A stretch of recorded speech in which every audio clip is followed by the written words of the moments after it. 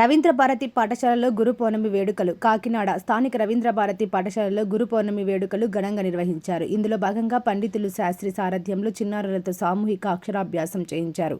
అనంతరం జరిగిన పేరెంట్స్ మీటింగ్లో తల్లిదండ్రులు పాల్గొనగా వారి పిల్లల పట్ల తీసుకోవాల్సిన విద్యా విషయాలపై చర్చించారు. ఈ సందర్భంగా ప్రిన్సిపల్ అరుణ్ కుమార్ మాట్లాడుతూ చిన్నతనం నుంచి నేర్చుకునే క్రమశిక్షణ, చదువు, నడవడి రేపటి ఉన్నత స్థాయి జీవితానికి సోపానంగా నిలుస్తాయని సూచించారు. డిఐ ఉత్తమ్ చంద్ మాట్లాడుతూ చదువుతోనే భవిష్యత్తు జీవితం ఉంటుందన్నారు. కార్యక్రమంలో చైర్మన్ సుబ్రహ్మణ్యం, వెంకటేష్, సిజిఎం వసంత తల్లిదండ్రులు, ఉపాధ్యాయులు, విద్యార్థులు పాల్గొన్నారు.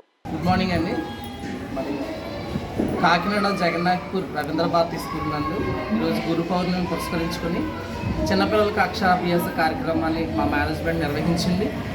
మరి ఈ కార్యక్రమంలో అనేక మంది పేరెంట్స్ వచ్చారు. వారితో పాటు పిల్లలు మరి పంతులు గారిని పిలిచాము, సరస్వతి పూజ చేయించాము. చిన్ననాటి నుండి పిల్లలు చదువులో ముందుకు వెళ్ళాలని మరి పంతులు గారు పూజ చేసి వారిని ఆస్వాదించారు.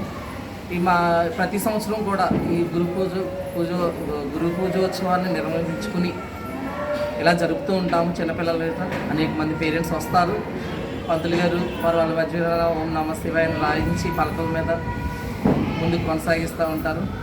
అంతేకాకుండా మా management, Ravindra Bharathi schools management ఎవరైతే ఉన్నారో మన చైర్మన్ సుబ్రహ్మణ్యం గారు, జడ్ఐ వెంకటేష్ గారు, మరి సిసిఎం మేడం, వసంత మేడం, వీళ్ళందరూ ప్రోత్సాహం, అలాగే మా స్థానికంగా ఉండే మా ఏజిఎం వెంకటేష్ గారు, మా ప్రిన్సిపల్ అరుణ్ కుమార్ గారు, మరి ఇదంతా మా టీచర్స్ మరి ముఖ్యంగా పిల్లలను గ్యాదర్ చేసి అక్షరాభ్యాసం కొరకు ప్రశ్నించుకుని సంవత్సరం అంతా వారి కోసం ఎంతో పాటుపడతారు, నేర్పిస్తారు. ఇదే పిల్లలు నేటి